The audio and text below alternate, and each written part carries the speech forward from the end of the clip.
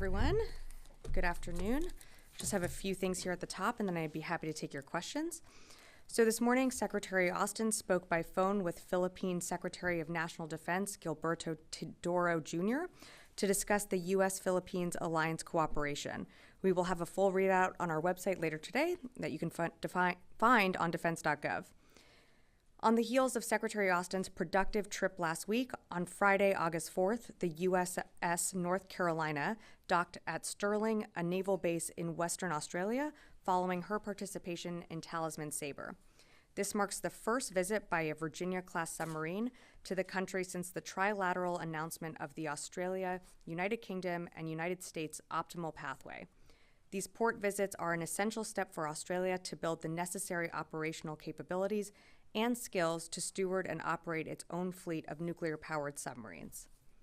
Elsewhere this week, at the Ohio Air National Guard's 178th Wing in Springfield, the National Guard's Space Operations Directorate will kick off Space Exercise Vulcan Guard. Hosted by Ohio National Guard, the exercise will involve units from all 7 states with National Guard space missions, U.S. Space Command, and representatives from National Guard's Space Partnership Program partner, Brazil. The exercise is aligned with the National Defense Strategy and advances integrated deterrence through cooperation of our unparalleled allies and partners. The exercise hones the skills of space warriors in the operations and intelligence communities, increases knowledge and skills for space mission planning and execution, and it enhances partnerships with our state partnership program partners. Vulcan Guard runs tomorrow through Friday. And finally, the Army will recognize retired Colonel Paris D. Davis, Medal of Honor recipient, during an unveiling ceremony of his name permanently engraved at the National Museum of the United States Army in the Medal of Honor Garden on Wednesday, August 9th at 11 a.m. Retired Colonel Davis received the Medal of Honor from President Biden just this year on March 3rd, 2023, for his actions while serving in the 5th Special Forces Group in Vietnam in 1965. Media interested in attending tomorrow's event can contact Army Public Affairs with more information. And with that, I'd be happy to take your questions. Tara. Hi, Sabrina. Yesterday at an Army briefing, the Army Acquisition Chief said that a new package, a supplemental package, is in the works for Ukraine. What is the Pentagon doing? Are you advising this? Is it based on their previous requests? And can you give us some insight as to what you're recommending? Thanks, Tara. I don't have anything to announce today. With every package, we always evaluate what Ukraine needs most on the battlefield, which you've seen announced in different security packages, whether that's air defense systems or more artillery. I just don't have anything to preview today at this time. This is a little different, though. This is the big supplemental that would actually fund next year. Right. And can you give us an update? Has the Pentagon run through all of the PDA and USAI funds for this year? Are y'all essentially out of money now? So in terms of any request for supplemental, I'm just not going to get ahead of any conversations that we're having right now.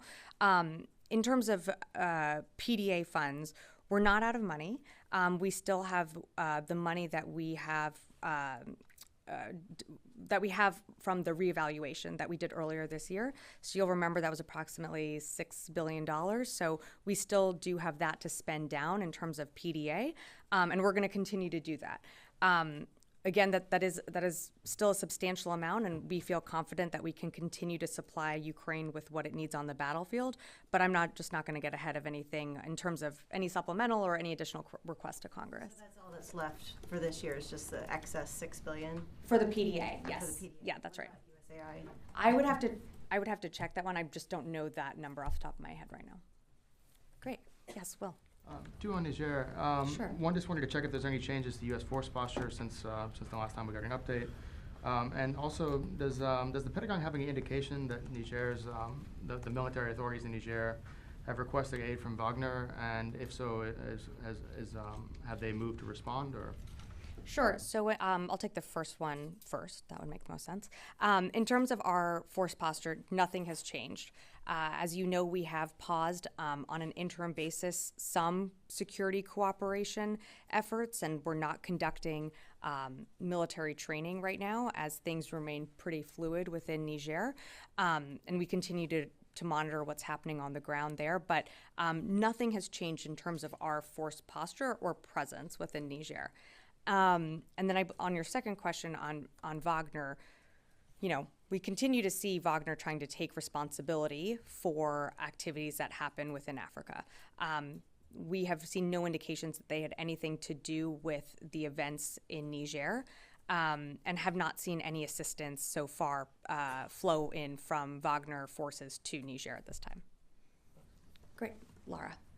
Yeah, thanks, Sabrina. Yeah. Just wanted to ask, try again on Niger. Sure. The State Department put out a release on Friday saying that they had paused certain foreign assistance for Niger, and I'm wondering if you could tell us what the military security piece of that is. What are we currently doing? What are we currently not doing? And how, in particular, is that impacting operations at Agadez? Sure. So I won't get into all of the details in terms of our own security operations, but as I mentioned earlier to Will, we have paused our military training, and we have paused some additional security cooperation efforts. But again, this is an interim basis.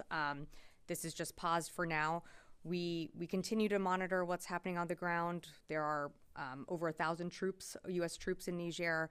And as we've said from the beginning, and I think you've heard from my State Department colleagues, we continue to urge for a diplomatic, a peaceful resolution to this issue. How much military security aid does DoD provide to Niger every year, typically? From state or from the department? On the military side, the security assistance. I don't have an exact number for you. I would have to look into that. But in terms of, again, we've been training with Nigerians on the ground for before these events took place in the country. The State Department provides its own foreign assistance to Niger. And again, we hope that this can be resolved. This issue can be resolved peacefully. But in terms of actual numbers, I just would have to get back to you on that. Yeah, I can get back to you on that. Yeah. Yes, gentleman over here. Sam McGraw with USNI News. Hi. The Baton and the Carter Hall just entered the Red Sea on Sunday. Can we get some more clarity? I mean, this is the first, capital ships, or the Baton is the first capital ship in U.S. CENTCOM since January of 2022. So it's been a while. There were some reports about some Navy and Marine debts that might go on some of the commercial ships making the transit in and out of the Persian Gulf. Can we get some clarity as to what exactly is going on? What are the roles and responsibilities is going to be for the 26 MU and the Baton Arc when they're out there? Any kind of clarity there? Because I'm a little confused as to what exactly those debts are doing and how they're going to be employed. Sure. So I've seen the same reporting that you're referring to. I don't have an announcement to make in terms of any of our sailors or Marines on commercial ships at this time. We've continued to see Iran or the IRGC disrupting the free flow of commerce within the region, which is why the Secretary made the decision that he did to deploy capabilities and more forces into the region to disrupt the IRGC from continuing its activity within the Strait of Hormuz. I don't have any more additional information to provide other than what CENTCOM has already previously announced and what we have put out from this podium. There's nothing additional that I can really comment in terms of other ships. Do you have the authorities to put those detachments on U.S. flagged or other ships? Well, again, I've seen the reporting, but I'm not getting ahead of any decision that has been made or not been made by this department. I have nothing to announce at this time when it comes to that. Janie. Sabrina, Yeah. North Korean Kim Jong-un emphasized the military economy, and he would pursue the economy by selling munitions to other countries. If North Korean Kim Jong-un selling their nuclear weapons to rogue countries, how are you concerned about this case? I think if you're referring to reporting that North Korea might be considering the sale of ammunition to Russia, that's something that is extremely concerning to us. It's obviously a decision that North Korea is making to align itself with Russia in its unprovoked war against Ukraine. And any arms deal between the DPRK and Russia would violate UN Security Council resolutions. So we continue to monitor this. It's, of course, deeply concerning, but again, we're just going to continue to monitor that. Not only Russia, it's a large country like Iran or other enemy countries. That's why we. Of course, and it's something that we continue to monitor. Again, we will continue to identify and expose these transfers, these sales that happen, and make sure that any country that does decide or plans to do business with North Korea is prepared for the consequences, that it is supporting, for example, with Russia, it is supporting an ongoing war in Ukraine, an unjustified war that could really end tomorrow. So we'll make sure that we're doing our part and due diligence in exposing that. Great, yeah, in the back here. Thank you. It's been for 2 days that you are in talks with the Iraqi Ministry of Defense delegation. What have you so far concluded? Sorry, do you mind just starting? I'm talking about the Iraqi Minister of Defense. Yes. It's been for 2 days that you are in talks with them about security cooperation. What have you so far concluded in your meetings with the Iraqi defense delegation? So we had, as you saw, the secretary had a meeting yesterday. There's a readout online, and I believe a transcript from his warm words that he offered at the top, and I would direct you there for that. When you're talking about Iraqi security, there's a lot of groups which backed by Iran, and also there's some groups paramilitaries. Even in your recent quarterly report to the Congress, you mentioned that they are not under full controls of the Iraqi Prime Minister. Have you touched those issues with the Iraqi defense delegation in your meetings? Well, Iraq is one of our partners in the region when it comes to the enduring defeat of ISIS. We are certainly raising our concerns with the secretary's counterparts, and our team here met with the Iraqi delegation as well and discussed our concerns when it comes to continuing that that mission of defeating ISIS. But again, we remain confident that Iraq will remain strong and a sovereign state and will be able to combat any extremism or terrorism that pops up within the country. And I'm going to go to the phones now. Okay. Have you talked about the forces which they are in the Kurdistan region of Iraq, and is there any persons from the KRG attending these meetings? Yeah, I'm going to direct you back to the website that I mentioned at the top. There's a full transcript from the secretary's words at the top when he met with his counterpart, and there's also a readout of the meeting. And I'm gonna go to the phones. Liz with Fox. Hey, Sabrina, can you hear me okay?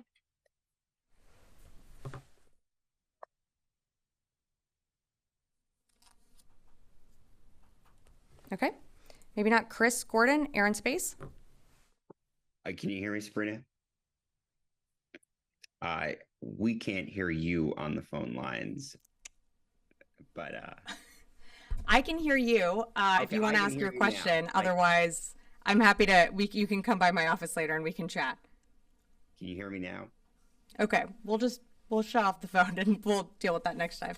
Coming back into the room, yeah, Rio. Yesterday, the Washington Post reported the Chinese military hackers compromised Japan's sensitive network for military intelligence in 2020. The report said the Secretary Austin told the Japanese officials that enhanced intelligence sharing with Japan could be slower if Japan's networks are not better secured. Is that accurate description of the conversation the Secretary had with the Japanese in the past? Well, I'm not going to disclose and get into private conversations that the secretary has with his counterparts. What I can say is that, we'd let Japan speak to its own intelligence capabilities and securities. We feel confident in our relationship and the intelligence sharing that we do with Japan, and we're confident that we will continue that.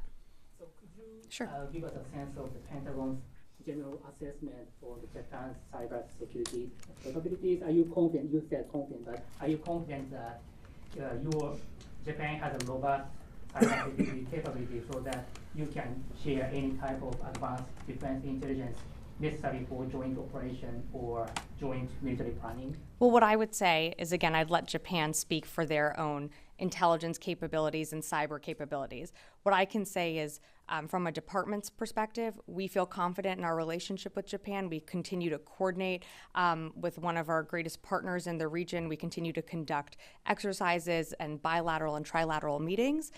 So we feel very confident that Japan will be able to address any security concerns that they have. But I would direct you to Japan to speak more to that. Yes, right over here. Thank you. Sabrina, Yeah. Mali and Burkina Faso sent a delegation to Niamey in show of their support to the military coup in Niger. So how much that will impact the DoD relation as military to military with these countries, or any countries may take the same step? Well, countries are allowed to conduct their own military to military conversations. What the United States, what the department is deeply invested in, is seeing a resolution to what is happening in Niger. And we want that resolved peacefully. We want that resolved through diplomatic means. This has not changed our force posture in the region, as I mentioned earlier. And we are continuing to be hopeful that these conversations will lead to progress. You saw yesterday the State Department was down in Niger conducting conversations with both sides. We are very supportive of that. DoD representatives were part of those conversations as well. And we are hopeful that there will be a peaceful resolution to all of this. The call between Secretary Austin and his Philippine counterpart. Does Philippines ask for any military assistance to face the threat from China? And how do you describe the security situation there? Well, I think you've seen our commitment to the Philippines. I think there was an announcement just a few months ago around the Secretary's trip. So I would direct you to the website and our readout from the meeting the call that he had earlier today. I just won't go beyond that call. Yes, in the back, and then I'll come over. Thank you. Johanna Roth, I'm with Zeit Online German News Media. I have Welcome. a question regarding, thank you. I have a question regarding the Army Tactical Missile System. What is DoD's current assessment of Ukraine's current need for these missiles? And a little follow-up question regarding Germany.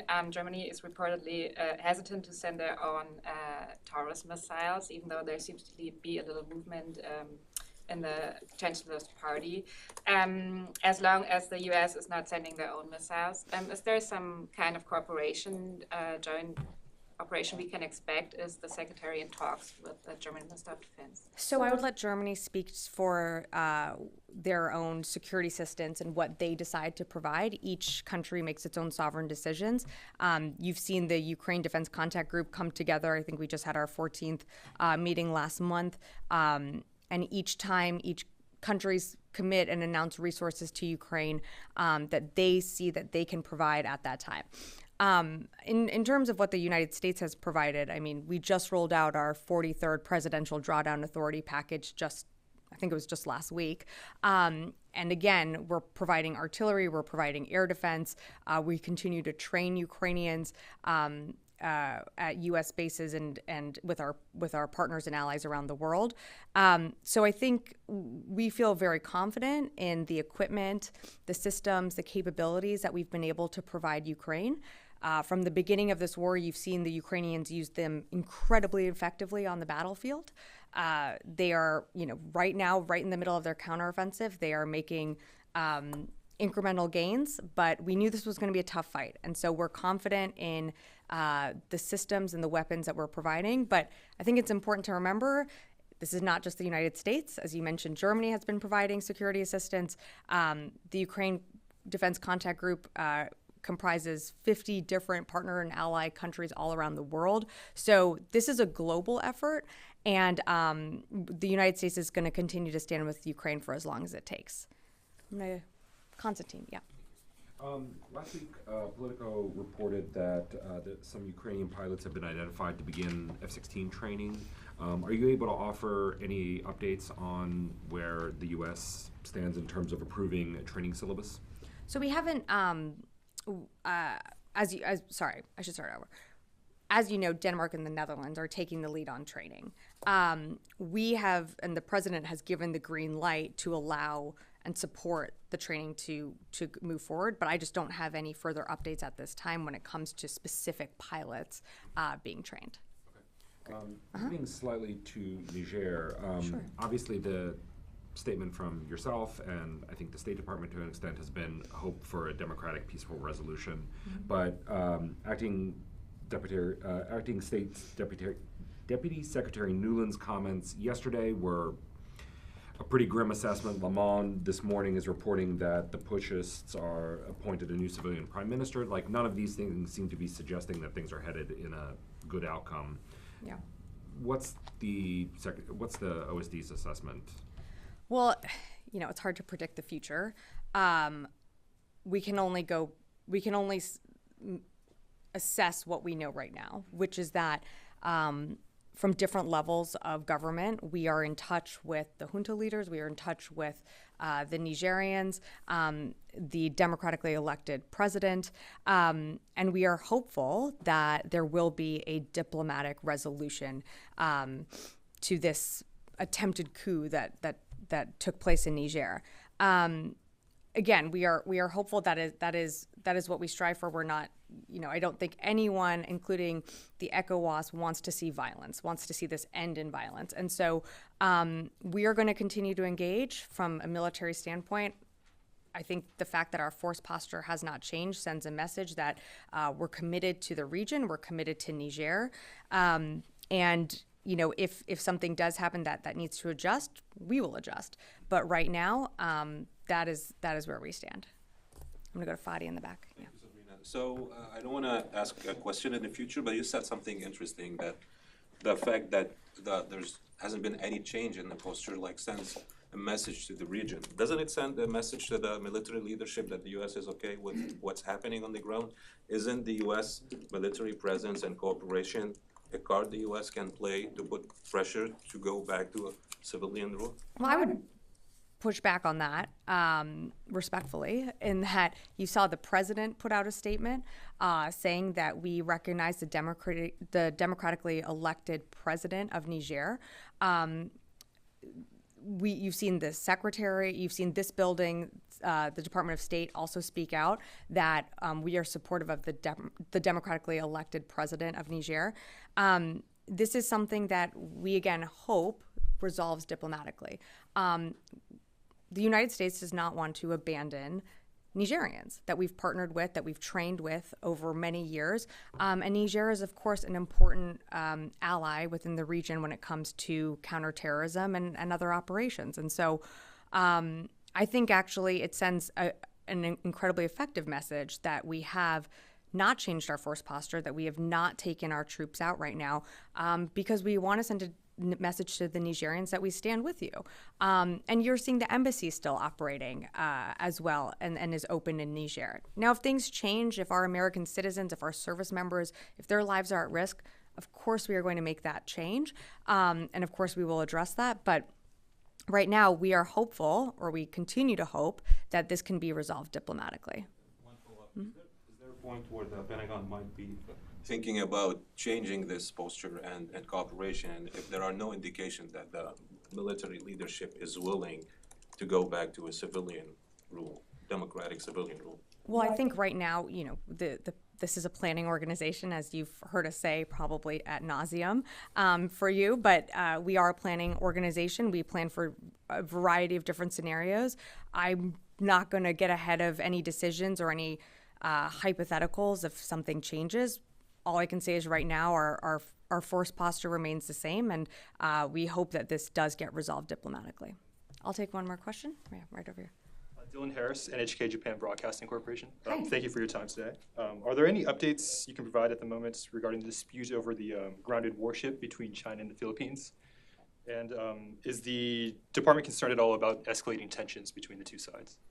I don't have any update to provide at this time. I would just say that, of course, we would always be concerned about any escalation within the region, but I just don't have anything more to provide right now at this time.